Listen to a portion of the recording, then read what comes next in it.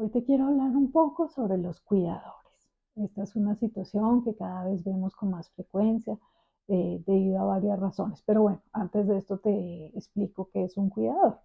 El cuidador es la persona que vela por la salud, por todas las necesidades físicas, emocionales, espirituales de la persona que no está pudiendo valerse por sí misma porque tiene alguna situación de discapacidad o de dependencia. El cuidador con mucha frecuencia, pues es una mujer. Se encuentra en las estadísticas mundiales que el 85% de los casos de las personas cuidadoras no remuneradas son mujeres. La media de edad está alrededor de los 52 años. ¿Por qué cada vez se necesita más de un cuidador? Uno, porque la expectativa de vida cada vez está siendo más alta. Dos, porque dentro de los temas de recuperación médica en los hospitales, por ejemplo, se da cada vez una alta más temprana, buscando que no se quede la gente tanto tiempo en el hospital para disminuir riesgos de infección y para que la recuperación cada vez sea mucho más en su entorno, con su familia y como retomando sus hábitos cotidianos y su mundo que lo está rodeando pues en su día a día.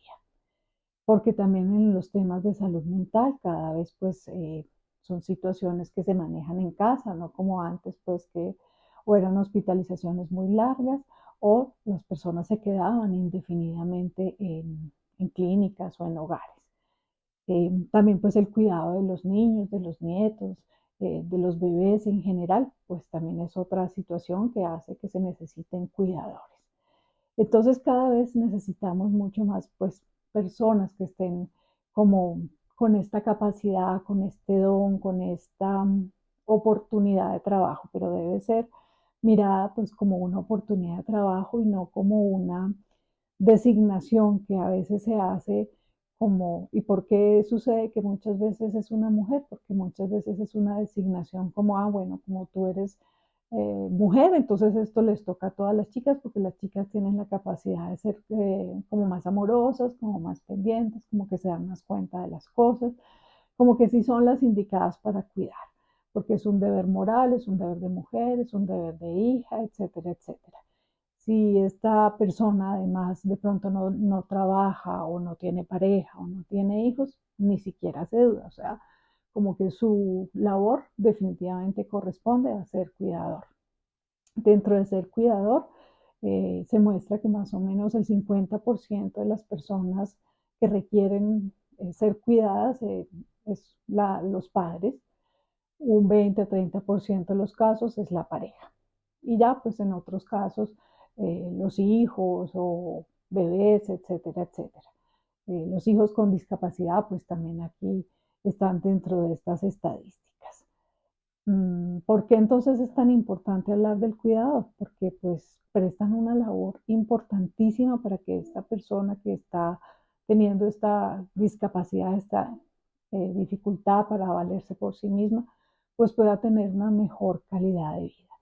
Pero sí hay que estar muy atentos también a cómo está el cuidador, qué capacidad de disfrute está teniendo, de descanso, de validación. También habrá que revisar el tema de remuneración, porque pues estamos hablando que la mayoría son no remunerados y pues entonces no solamente están en una actividad pues difícil y dispendiosa que todo el mundo critica, que a veces la misma persona que está siendo cuidada a veces pues es irritable, mal geniada, entonces es una situación que puede ser frustrante, se renuncia a muchos espacios personales y bueno, pues también la economía de la persona cuidadora también empieza a verse vulnerada. En las cifras de la OIT nos muestran que en el año 2018 había 607 millones de mujeres cuidadoras versus 47 millones de hombres cuidadores. Y las personas con discapacidad o de personas que están necesitando de cuidadores, para el año 2018 teníamos una cifra de 2.100 millones de personas y para el año 2030 se estima que se va a tener 2.300 millones de personas en necesidad de tener un cuidador. O sea que cada vez pues, se va a necesitar mucho más de esta actividad y por eso es tan importante que empecemos a hacer conciencia de, pues, de qué vamos a hacer con estas circunstancias. Soy Vicky Pérez, médico psiquiatra. Espero que tengas un lindo día en armonía. Suscríbete a mi canal, dale like y recuerda que todos los días tengo capsulitas con información importante para tu bienestar y para tu salud.